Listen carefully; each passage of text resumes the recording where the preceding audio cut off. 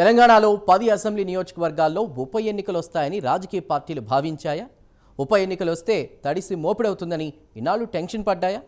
ఇప్పుడు speaker clean chit ఇవ్వడంతో political పార్టీలకు బిగ్ రిలీఫ్ లభించినట్టేనా? 10 అసెంబ్లీ నియోజకవర్గాల్లో ఉప ఎన్నికలు లేనట్టేనా? ఈ అంశంపై పొలిటికల్ సర్కిల్స్లో జరుగుతున్న చర్చ ఏంటి? Watch the story.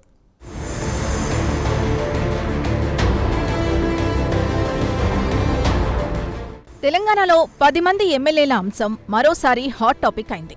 అసెంబ్లీ ఎన్నికల్లో బీఆర్ఎస్ నుంచి గెలిచి కాంగ్రెస్ పార్టీలో చేరిన వారిపై అనర్హత వేటు వేయాలని గులాబీ పార్టీ సుప్రీంకోర్టులో పిటిషన్ వేసింది. కోర్టు ఆదేశాలతో పార్టీ మారిన ఎమ్మెల్యేలను స్పీకర్ సుదీర్ఘంగా విచారించారు. ఇక ఫిరాయించిన 10 మంది ఎమ్మెల్యేలు పార్టీ మారినట్లుగా ఎలాంటి ఆధారాలు లేవని స్పీకర్ గడ్డం ప్రసాద్ కుమార్ తాజాగా క్లీన్ చిట్ ఇచ్చారు. దీంతో 10 మంది ఎమ్మెల్యేలపై అనర్హత వేటు లేనట్లే అని క్లారిటీ వచ్చింది. దీంతో రాజకీయ పార్టీలన్నీ ఊపిరి పీల్చుకున్నాయి. ఇన్నాళ్ళు ఉప ఎన్నికలు తప్పవంటూ ఊదరగొట్టిన పార్టీలు ఇప్పుడు ఈ అంశంపై సైలెంట్ మోడ్లోకి వెళ్లాయి.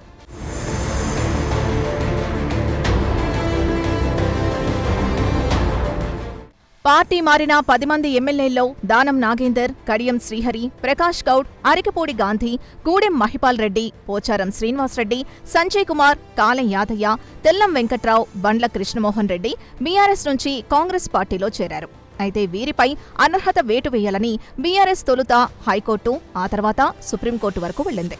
దీంతో సుప్రీంకోర్టులో సుదీర్ఘ వాదనల అనంతరం 3 నెలల్లో చర్యలు తీసుకోవాలని స్పీకర్కు డైరెక్షన్ ఇచ్చింది. ఇక స్పీకర్ 10 మంది ఎమ్మెల్యేలకు నోటీసులు జారీ చేసి విచారణ చేసి తుది తీర్పును ప్రకటించారు.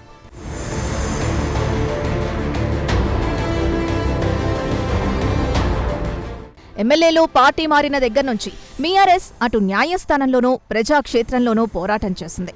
ఇక సందర్భం దొరికిన ప్రతిసారి వేదిక ఏదైనా పార్టీ ఫిరాయించిన ఎమ్మెల్యేల్ని టార్గెట్ చేసింది. ఉప ఎన్నికలొస్తాయని పార్టీ శ్రేణులు సిద్ధంగా ఉండాలని బీఆర్ఎస్ ప్రచారం చేసింది. ఆయా అసెంబ్లీ నియోజకవర్గాల్లో పర్యటించిన సందర్భంలో కేటీఆర్ పదే పదే ఇదే అంశాన్ని చెప్పారు. కానీ స్పీకర్ క్లీన్ చిట్ ఇవ్వడంతో ఉప ఎన్నికలు లేనట్లే అని స్పష్టతొచ్చింది. దీంతో ఇన్నాళ్ళు బీఆర్ఎస్ ఉప ఎన్నికలకు రెడీ అని చెప్పినప్పటికీ లోలోపల మాత్రం ఉప ఎన్నికలొస్తే ఎలా అనే గుబులుండేది. బీఆర్ఎస్తో పాటు బీజేపీ, ఇతర ప్రతిపక్ష పార్టీలు సైతం ఉప ఎన్నికలు రాకుండా ఉంటేనే బెటర్ అనే భావనలో ఉన్నాయట.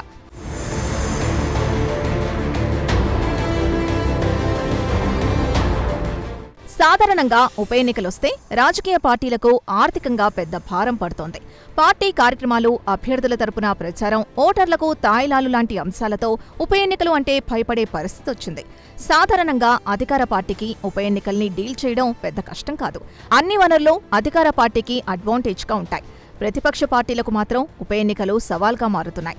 దీంతో ఒకేసారి 10 అసెంబ్లీ నియోజకవర్గాల్లో ఉప ఎన్నికలొస్తే తమ పరిస్థితి ఏంటనే భయం ప్రతిపక్ష పార్టీల్లో నెలకొంది. కనీసం ఖైరతాబాద్ అసెంబ్లీ స్థానాల్లో అయినా ఉప ఎన్నికలు వస్తాయని భావించారు. కానీ మొత్తం 10 మందికి స్పీకర్ క్లీన్ చిట్ ఇవ్వడంతో ఇక ఉప ఎన్నికలు రావనే భావనలో ప్రతిపక్ష పార్టీలున్నట్లు తెలుస్తోంది.